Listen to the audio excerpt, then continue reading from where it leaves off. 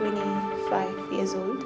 I'm currently working with a media house called Better Future Production as one of the admin staff.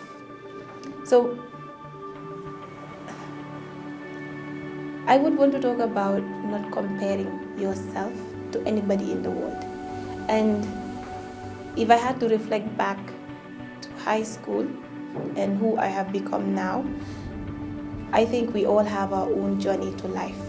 And then one thing I think it's an issue in our school system is that we tend to use a method that focuses more on comparing students, like who comes first, who comes second, who comes third, fourth, fifth. So you guys are seen as the smart students. And then what about those that are not that? What about the students that are not there yet?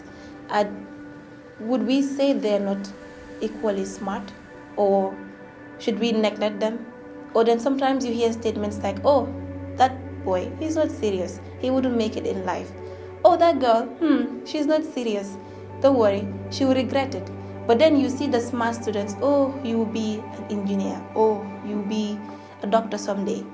But then if some of these students are not put through life, if they're not guided well, they have this notion in their head that this is what someone has said, maybe a teacher, maybe a family member said I'm not smart enough, so I wouldn't make it through life, so why should I push, or why should I try?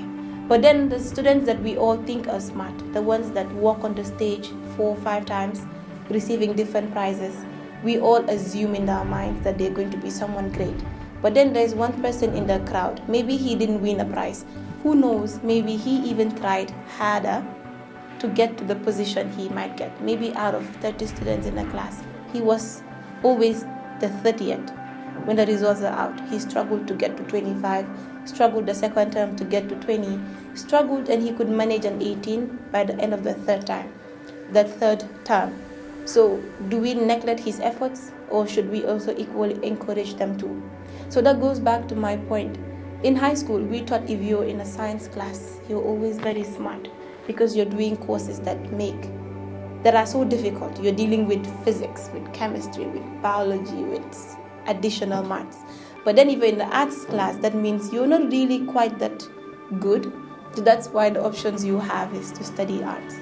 So I would tell a high schooler that life does begin in high school, but that's not where it ends. In fact, it's where it really begins.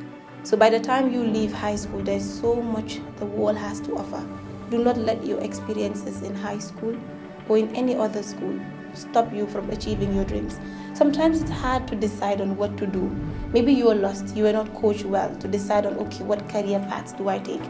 One thing is, don't do what every other person is doing. Do what you think makes you happy, and at the end of the day, what you enjoy doing. So I would say, live life trying to find who you are.